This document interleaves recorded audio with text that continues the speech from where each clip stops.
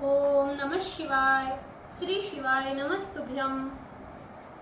श्री आदिशक्ति पार्वती माताए नमः। श्री विघ्नेश्वराय नमः। श्री लक्ष्मी नारायणे नमः। श्री सरस्वती ब्रह्माय नमः।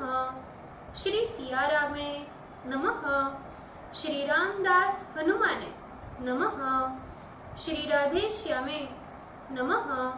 हे शिवजी, તમારી કૃપાથી હું આ શિવ પુરાણ વાંચી રહી છું અને મારી મમ્મી, બેન અને તમામ શ્રોતા આ શિવ પુરાણ સાંભળી રહ્યા છે।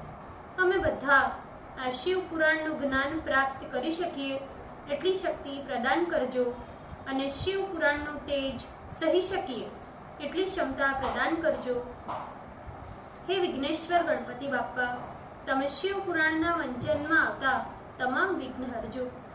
हे कृष्ण मनोहारिणी राधा जी, हे श्याम सुंदर, हे सिया राम जी, हे रामदास हनुमान जी, तमे शिव पुराण सांभळवा जरूर पधारजो अने मारा हृदयमां स्थान ग्रहण करजो। ओम नमः शिवाय।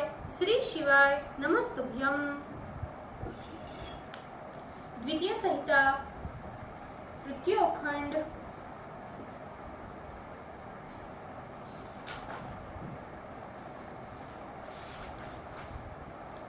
षट्त्रिशम अध्याय। हिमालय को विवाह स्वीकृत कर सप्त ऋषियों का अपने घर जाना।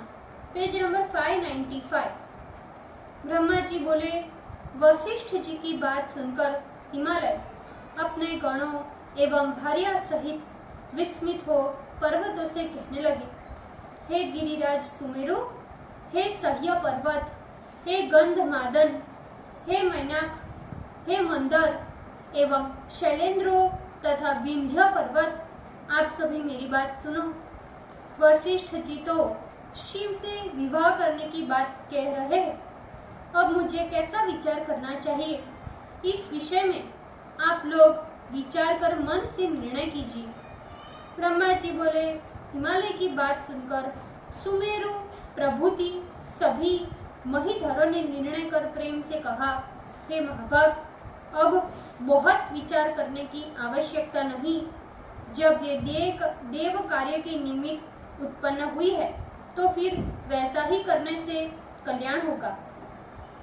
इसका अवतार ही जब शिव के लिए हुआ है तो इसे शिव को ही देना चाहिए। इसने स्वयं ही रुद्र की आराधना की तथा इसकी बातचीत भी रुद्र से हो चुकी है। ब्रह्मा जी बोले, मेरु आदि प्रकार के अनेकों इतिहास से पर्वतों के वचन सुनकर हिमालय को बड़ी प्रसन्नता हुई और गिरिजा मन में हंसने लगी। अरुंधति ने भी शिव पार्वती के विवाह के लिए अनेकों प्रकार की युक्तियां तथा नाना प्रकार के इतिहास से मेना को समझा लिया। तब शैल पत्नी मेनका सारा रहस्य समझ गई और प्रसन्न हो गई।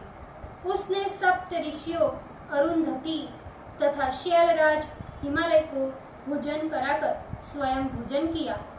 फिर ज्ञान को प्राप्त हुए शैलराज ने सभी सप्त ऋषियों की सेवा की।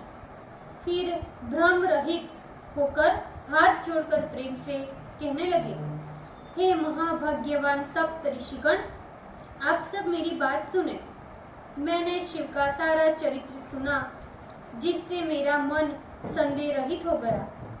मेरा ये शरीर, पत्नी, मैना, सभी पुत्र, सब राजपाट तथा अन्य जो कुछ भी मेरे पास है वो शिव का ही है और दूसरे का नहीं। ब्रह्मा जी बोले, हिमालय ने उन ऋषियों से ऐसा कहकर पार्वती की ओर आदर से देखकर उसे वस्त्र आदि से सुसज्जित कर ऋषि की गोद में बिठा दिया और प्रेम से उन ऋषियों से कहने लगे, मुझे शंकर का ये भाग उन्हें अवश्य दे देना चाहिए, ऐसा मेरा निश्चय है। ऋषिगण बोले, हे गिरे, शंकर ग्रहिता होने से भिक्षुक है और तुम कन्यादान देने के कारण दाता हो और ये पार्वती भिक्षा हो। अब इससे बढ़कर और श्रेष्ठ बात क्या होगी। हे हिमवन, जिस प्रकार सभी शिखरों से ऊंचे होने के कारण तुम्हारे शिखरों की श्रेष्ठता है, उसी प्रकार तुम भी संपूर्ण शैलों के अधिपति होने के कारण सबसे श्रेष्ठ हो। ब्रह्मा जी बोले, विशुद्ध अंतःकरण वाले मुनियों ने हिमालय से ऐसा कहकर पार्वती को आशीर्वाद दिया कि शिव को सुख देने वाली बनो, और हाथ से स्पर्श करते हुए कहा कि तुम्हारा कल्याण हो। और जिस प्रकार शुक्ल पक्ष का चंद्रमा बढ़ता है, उसी प्रकार तुम में नित्य गुणों की वृद्धि हो। इतना आशीर्वाद देने के बाद उन मुनियों ने हिमालय को भी आशीर्वाद रूप में पुष्य तथा फल अर्पित किया और विश्वास उत्पन्न कराया। इधर सुमुखी परम पतिव्रता अरुंधति ने शिव के गुणों का बखान कर मैना को लुभाया और शैलराज की दाढ़ी में हरिद्रा तथा कुमकुम लगाकर लौकिकाचार पूर्वक सारा मंगल किया। उस दिन से चौथे दिन लग्न का निश्चय कर परस्पर संतुष्ट हो शिव के समीप गए। तदंतर शिव जी को प्रणाम कर अनेक सूक्तों से उनकी स्तुति कर वे परमेश्वर शिव से कहने लगे, हे महादेव, हे देवदेव, हे परमेश्वर, हे महाप्रभु, हम सेवकों ने जो किया है वो सारा वृतांत प्रेम से सुनो। हे महेशान, हम लोगों ने अनेक प्रकार के नीति वचनों से तथा नाना प्रकार के इतिहास कहकर पर्वतराज हिमालय तथा मैना को बहुत समझाया, जिससे सारी बात वे समझ गए। अब उन्हें किसी प्रकार का संदेह नहीं रहा। गिरिंद्र ने वाग्दान देकर प्रतिज्ञा की है कि ये पार्वती आपकी है। अब आप अपने गणों तथा देवताओं को लेकर विवाह के लिए चले जाइए। हे महादेव, हे प्रभु, आप शीघ्रता से विवाह के लिए हिमालय के घर चलिए तथा संतान उत्पादन के लिए पार्वती से विवाह कीजिए।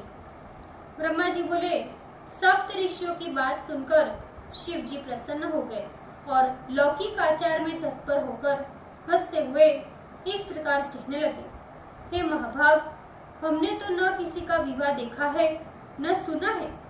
आप लोग जैसी विधि देखे तथा सुने वैसा करें।